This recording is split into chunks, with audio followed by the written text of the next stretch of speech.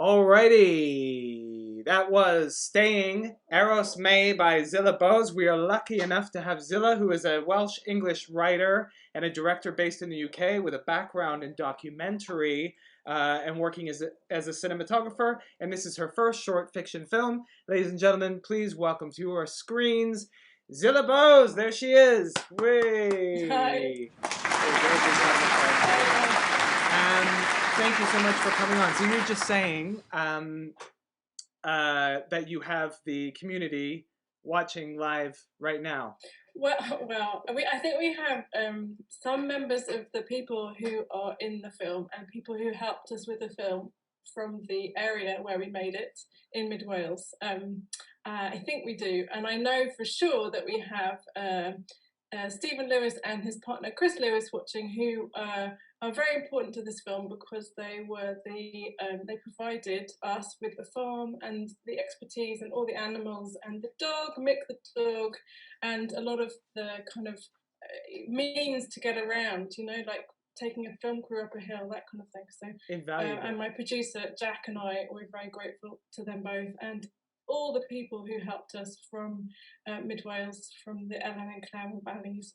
We're just so grateful, and amazing. Yeah, I hope we really wanted to do a community screening and we couldn't for COVID, but we hope we can still at some point take the film to Rhoda and have a mobile cinema there and show it to everyone.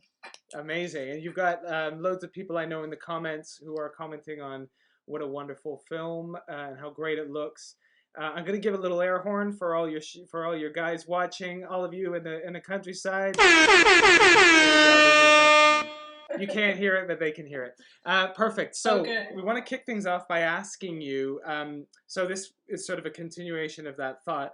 We read that all the cast, or that most of the cast in the film, are non-actors, apart from the main protagonist, basically, which is very impressive. So why did you come? How did you come about using non-actors, and how was it working with all the people watching? And don't hold back, even though they're watching. You can give us. No, it's cool. It's cool. Oh God, I don't know how much time I have. Okay, so basically, so I was the background to this film is that I was an artist in residence in two valleys where it's set, the Ellen and Clem Valley in Mid Wales and Radnorshire. And I was doing something completely different. I was there for writing about darkness and interviewing people.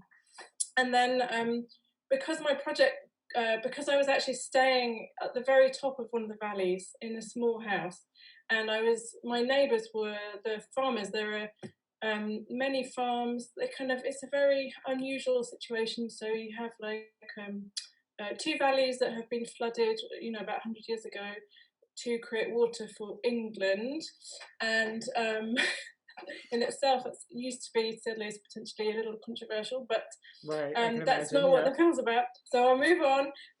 But the outcome of that is that the land is still open hill, which means it's unfenced. It belongs to an estate, and instead of it being kind of sort of privately owned and managed farms, they are tenanted farms, which means that the kind of farming on the hill there, which is very remote and quite, as you can see in the film, exactly as you see in the film, it means that they kind of still use very traditional techniques, and they some of them, the ones that you see in our film, on one of the farms that we used, which adjoins the hill, called Marchant Farm, they gather sheep on horseback, and the neighbours all come together. So the neighbouring farms come together to gather sheep. This is quite unusual in the UK, even in Wales, and the amount of sheep that are there. So it's a very unusual situation. So I got to meet these people because they were my neighbours, my actual neighbours, when I was there, and I was also interviewing them for my other project, which is now actually a separate photo project. So it's a photo exhibition which it features portraits and landscapes in moonlight. So that's separate. Ooh. But I was meeting everybody for that. So as I started to get to know everyone, I realised that this was quite an unusual situation that I was in, and I had an idea for a film based on where I used to live, which was about an hour north in Snowdonia Mountains, which is they're sort of higher, different type of terrain, not so good for the type of, I guess, traditional hill farming that is in this film is different. So my idea was, so when I lived there, I saw a video online of, it was on Facebook, it was a couple of years before I wrote the film. A farmer was selling his sheepdog on Facebook, and he was out really early in the morning videoing his sheepdog doing some kind of exercise with the sheep. Mm-hmm. But what you got when you watched it was this kind of feeling of being there, you know, in the mist, and there was really early morning, there was a frost, and I thought, this is insane. Like I could just, not that I did, but you know, you could just sort of ring up this guy and say, I want, not that I was a farmer, but I want to sort of meet your dog, and it was that easy. And meet the dog, not necessarily buy the dog, but just meet the dog. Well, or like somehow, I mean, it was at the time, it just sort of stored in my mind as an image, as opposed to like an actual storyline where you would actually go and meet the farmer or the dog. So, but it was just the image of the dog in the landscape that kind of, because I think and remember things in images, that it sort of lodged in my head. Yeah. And that when I was in this community, really kind of meeting everybody, I suddenly thought, I wonder what it would be like, you know, on my own, you know, up there. I was thinking, what would it be like if I kind of, if you were sort of, what would it be like if somebody sort of decided that they wanted to go and buy this dog, and on a whim went there, and something was drawing them to that place anyway, so it was the dog and the place, but they didn't really get it, and then that was the pivot for the whole change of the rest of their life. So you shone a light on the kind of, I don't know, like the moment where someone's life changes, but you don't normally get to sort of know when that moment is, and often it's kind of smaller, but then if you look back, you see that that's been a huge shift, and you can, what happens if you track that, you know, emotionally all the way through. And so that's where I realized, well, I could create this film, but I can't do it on my own, and I wonder if these people would be interested in being in it, and how would we represent them faithfully, and how would I make a film where it's truthful. You know, I really wanted to make it truthful, like so authentic, and so that's how, I mean, that's the beginning of it. I mean, there were so many stages of how we got involved, how I got involved, and how everyone got involved. So the first thing I needed was, I think, the stages it went through, Mike, was the first thing I asked was if, it was very kind of quietly asked if it would be possible to use the farm, because the farm, which is run by Stephen Lewis and his brother Robert Lewis, and they basically don't live there because they have another farm, so they rent that farm as well. Right. And the farm, so there's not anyone living there, so it makes it quite reasonable, I guess, if you like, to film in, as opposed to, so, but it doesn't, you know, it's sort of, it's still quite an ask, and I was very, and then also you asking to use, you know, horses and sheep and dogs. Wow. And so, but I was very lucky, and the Stephen Lewis agreed, and I spoke to his brother Robert, and then we were able to, I was then able to kind of look at trying to get, you know, write something that could get funded, and then sort of slowly after I just getting funded by the Film Cymru Wales, which is and the BIFA in Wales, and along with the BBC in Wales, I was then able to get through to the next round, along with a very serious help from like the local art organisation, who were also involved in my residency, called CARAD, and our executive producer Peter Cox, who was able to kind of come and support me in my application. And then from there, it was once we got to the next stage, I was looking at a producer, and I was able to speak to Jack, who works at 16 Films, and he works with Ken Loach, and I was thinking before I called Jack about how I could make a film in the way I wanted to, and who would be best suited to help me make that film with these real people who, in a way where I didn't have to, where we could film in script order, and I could really work with non-actors in the most sensitive way, in the most so it was a real village. It took a real village to put to get behind this. Now, sorry, I'm just going to bring Arafili in, because I know there's people in the comments or in the comment section who've got a question. Hello, Zillah. Remember Arafili here? Hello, how are you doing? Thanks for your gorgeous film. Thank we have a lot of comments. That's why I jumped in. I want to say them to you. So James says that it's an amazing, and he's loving the contrasting cinematography. Evgenia says, excellent film indeed. Ruhi Hamid says, excellent film, and they can see that it was made by a documentary filmmaker because it has great characterization and because of the way that you are using non-actors.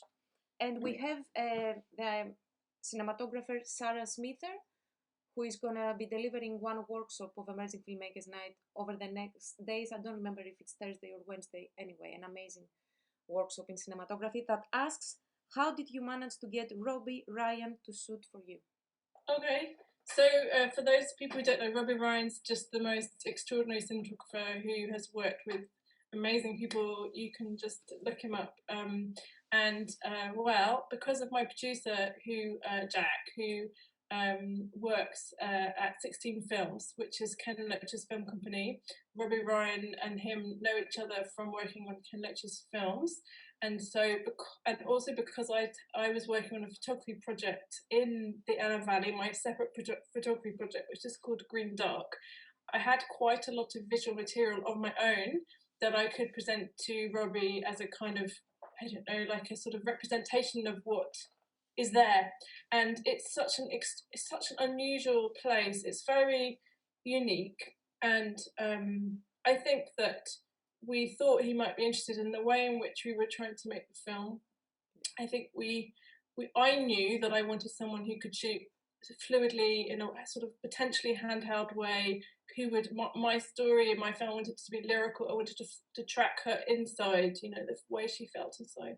And so I wanted someone, I knew that, I mean, I was thinking of shooting it myself, because I used to be, was cinematographer professionally, but, you know, but I think that I had so many people to work with and so many people to, it's very disparate, and all of the connections that were people I'd made. So I felt like I couldn't do the cinematography well, and that was the right decision, because I needed to be directing properly in a very, you know, sort of present way. And so I think we just explained it like that, and he came along for one of the sheep gatherings at a different farm, and it was brilliant. And I think he kind of was interested. I mean, I think that's about it, really. I mean, all I would say. Interested in the project. That's amazing. And I have one last question because our time is up. But we had the same question with Kieran Meares. We had the same question with Mike. Why did the lady contemplate stealing Mick? This is a good question. Some people ask this, yeah. Well, I think, like, so for me, it's not clear whether or not he's actually left it there for her or not. He might have done. And so there's a question in my head that she may just be taking it because he thinks she's left it there for her. And in that case, she isn't stealing it, I guess, in a way, although it's very clear that it's not a dog for her. And that's been the case, you know, from the beginning. But I think, I think she may be thinking that it's, you know, he's left it there. I had a much more romantic, poetic explanation, which was she found it difficult to get away from this place, so it was a way of taking something of this place with her. I mean, that's a beautifully symbolic interpretation. I think that, you know, that might be underlying. I mean, so if the question, why does she not take him? Like, in her head, I think that on the surface level, but yeah, underneath, I agree. That's a very, you know, it's a very beautiful way of seeing it. You know, I guess symbolically, that she can't let go. Yeah, but I don't think that. I think she has to. The film wouldn't end otherwise. Yeah. Zillah, very rich film, amazing. You've inspired a lot of people with this through your story and through the images, and the story behind it is incredible. Thank you so much for coming on. Can I say one thing? Sorry, I didn't mention, and I should have mentioned, I didn't have time because I was right at the beginning, that we worked with a farmer couple, Karina and Stella Pugh, and I really wanted to mention them earlier on, but we didn't have time. But basically, they are amazing people. They are Stella, who's the farmer in the film, had not acted in a film before, and neither had Karina, his wife, and they play the husband and wife, and they were so amazing. I can't tell you how brilliantly they both were and did, and I owe them so much gratitude. And also to Lisa Jen, my actress, who was brilliant with everybody, as you can imagine she would have to be.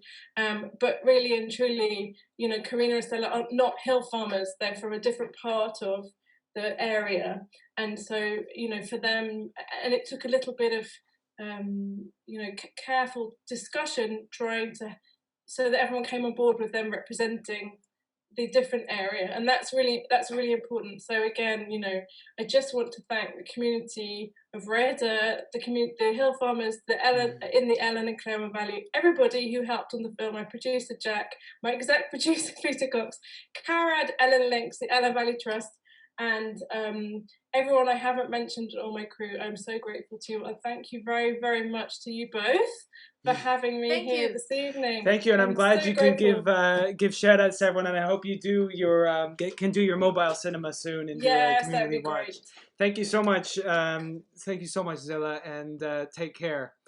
I'll give you a nice round of applause. All right, cheers.